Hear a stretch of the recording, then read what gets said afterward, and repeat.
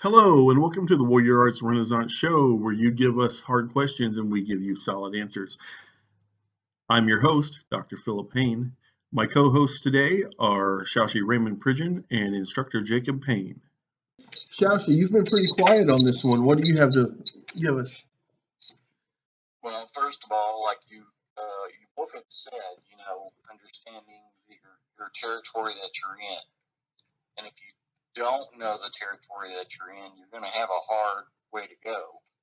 The first thing you got to consider when it comes to bugging out is where is the safe zone and where's the hot zone.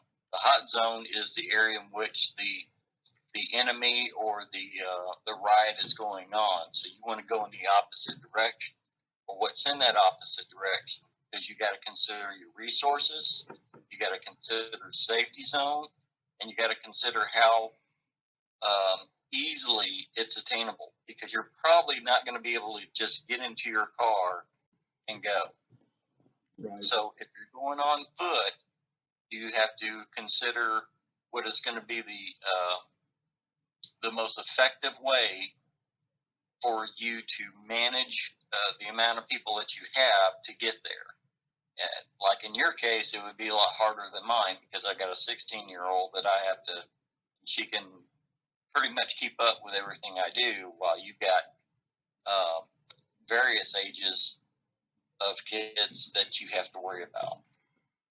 And if there's two parents, then one could be monitoring where you're leaving from, as the other one is guiding towards that safe zone area. Let's just take, for instance, from your house, how far away is the closest fire department? Oh, what, Jacob? 4 blocks, 5 blocks? Any EMS at all? Yeah. Police department, fire department, Yeah, hospital. they're all tied together. It's Jacob. You think it's about 5 blocks, 6 blocks, something like that? I'm counting for a second. The actual department is 1, 2, 3. Yeah, 5 blocks. 5 blocks. Okay. The closest EMT to your house is 2 blocks, though. There's 2 of them right down there. Oh, that's right. I forgot about that. Yep. See, to where mine is predominantly going to be 5 miles away. It's going to be in Lawrenceville. Because even though they got a localized deputy or whatever here in the town, they don't have the fire department here does not stay on the premises. They come from their homes when they're called. Right. Well, that's how ours is too, but all the firefighters pretty much live within a few blocks of us. Okay. So I mean, that's one of the benefits of being in such a small town. They're all kind of right on top of you, and they're all your neighbors. Right, but you have to drive how far in order to get to a hospital? Oh, 30 minutes. See, half an hour is a long time, especially if you're on foot. Yeah. Yeah, there's a urgent care closer, but it's probably 15 to 20 minutes to drive, so it's a lot longer. I mean, even longer than that to walk it, especially if you're avoiding roads. Right, and that was the other thing. Naturally, going to work, you estimate that you got at least 2 ways that you can get to your work in case one road is shut down. I got 3 that I can do for my work where I'm at right now. Back when I was with Toyota in Indiana, I had 4 options. So you kind of want to have that same kind of mentality when it comes towards getting to where you're going to designate. And that's the main thing, just like a family fire. If you got a fire in the house, you should already have your kids to know big oak tree out front is where everybody's going to meet. Right. Right?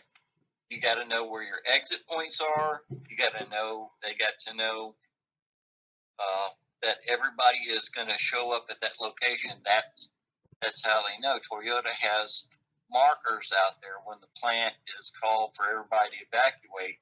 every group goes to a certain number marker, and that's how they know they're supposed to go there.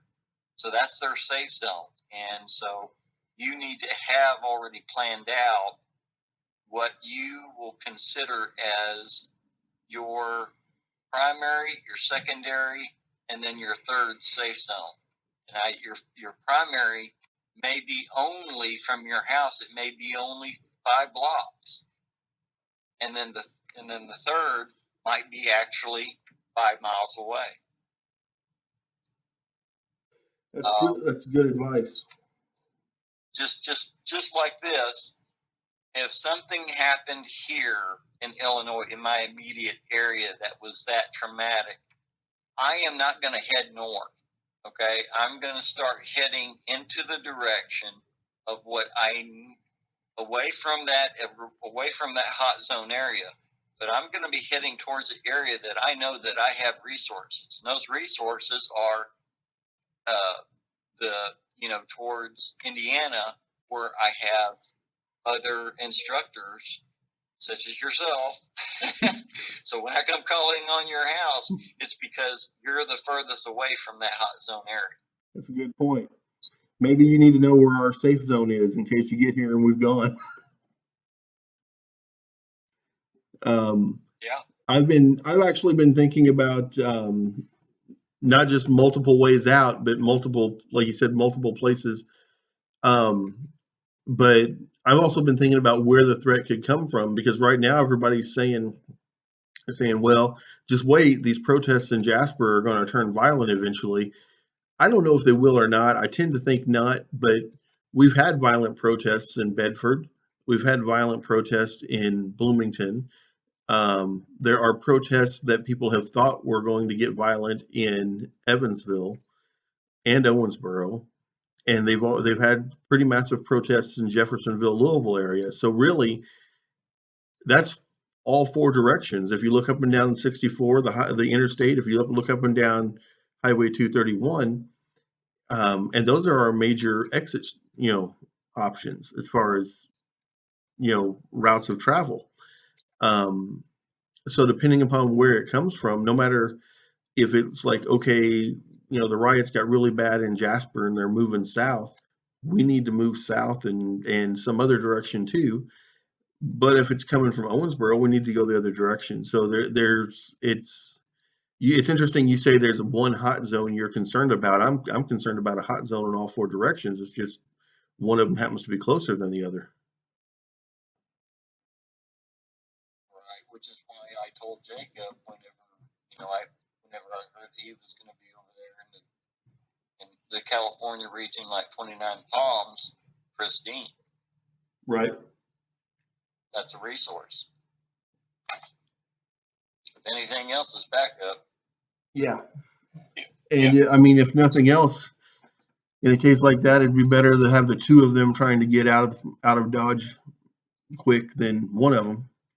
And I want to think that it would never be a case that Jacob had to run on his own because he's on a Marine base. But we don't know how bad this is going to get. A base can be overrun. I know, Jacob, that seems impossible, but it's happened in other countries before. I mean, it's not a big deal. I mean, think about Beirut. Yeah. It happened. Like I am, I believe, 3 miles from the main gate, and there's 2 other gates on base. It's possible.